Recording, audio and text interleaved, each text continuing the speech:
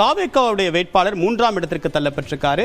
அதிமுகவில் ஒரு சில நாட்களுக்கு முன்னதாக தான் அவங்க அதிமுகவில் இணைஞ்சாங்க. ஐஜேக்கில் இருந்து பிரிந்து தற்போது அதிமுக இணைந்த நிலையில் அவர் அந்த தொகுதியில் முன்னிலையில் இருக்கார் அப்படின்றது கவனிக்க வேண்டிய அம்சமாக பார்க்கப்படுது.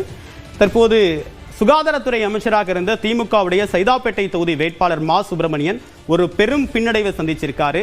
ஏறக்குறைய சென்னையில் இருக்கக்கூடிய 16 தொகுதிகளையும் தாவேக பெரிய அளவுக்கு முன்னிலையில் இருக்கிறத பார்க்க முடியுது. அதில் சைதாப்பேட்டையில் 14,225 வாக்கு வித்தியாசத்தில் சுகாதாரத்துறை அமைச்சர் மா சுப்பிரமணியன் பெரும் பின்னடைவை சந்திச்சிருக்காரு. கடந்த 2021 சட்டமன்ற தேர்தலில் அவர் ரொம்ப ஒரு கம்ஃபர்டபுள் மெஜாரிட்டியில் திமுக சார்பாக நின்று ஜெயிச்சாரு.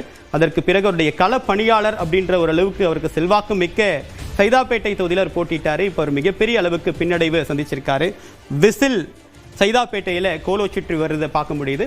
ஏறக்குறைய 14,225 வாக்கு வித்தியாசத்தில் மா சுப்பிரமணியன் பின்னடைவை சந்திச்சிட்டு இருக்காரு. தற்போது எண்ணிக்கை 234 தொகுதிகளுடைய முன்னிலை நிலவரம் அப்படின்னு வெளிவந்திருக்கு. தாவேக 104 இடங்கள்ல முன்னிலை பெற்றிருக்காங்க. அதிமுக 76 இடங்கள். திமுகவுடைய முன்னிலை நிலவரம் அப்படின்னு பார்த்தா 54 இடங்கள்ல தான் முன்னிலையில் இருக்காங்க. 3ஆம் இடத்திற்கு திமுக தள்ளப்பட்டிருக்கு. 2ஆம் இடத்துல அதிமுக இருக்கு. தாவேக 104 இடங்கள்ல முன்னிலை பெற்றிருக்காங்க. ஸோ இந்த எண்ணிக்கை அப்படின்றது தமிழ்நாட்டு மக்கள் சிறுபான்மையினர் வாக்கில் தான் தாவேக தலைவர் விஜய் பிரிப்பார் அப்படின்னு சொல்லப்பட்ட நிலையில் சற்று நேரத்திற்கு முன்னதாக வெளியான தகவலின் அடிப்படையில் எண்ணப்பட்ட வாக்குகளில் 35 விழுக்காட்டிற்கும் அதிகமான வாக்குகளை தாவேக தலைவர் விஜய் பெற்றிருக்காரு.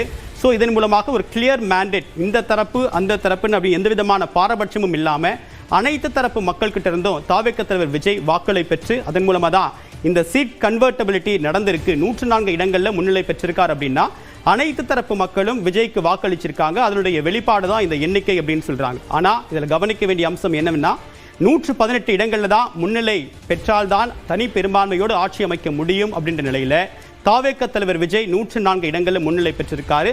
இன்னும் தனி பெரும்பான்மைக்கு இந்த எண்ணிக்கை கிடைக்கவில்லை. இதன் காரணமா ஹங் அசம்பிளியை நோக்கி தான் போவதா தமிழ்நாடு சட்டமன்றம் என்ற ஒரு கேள்வி முன்வைக்குது. திராவிட கட்சிகள்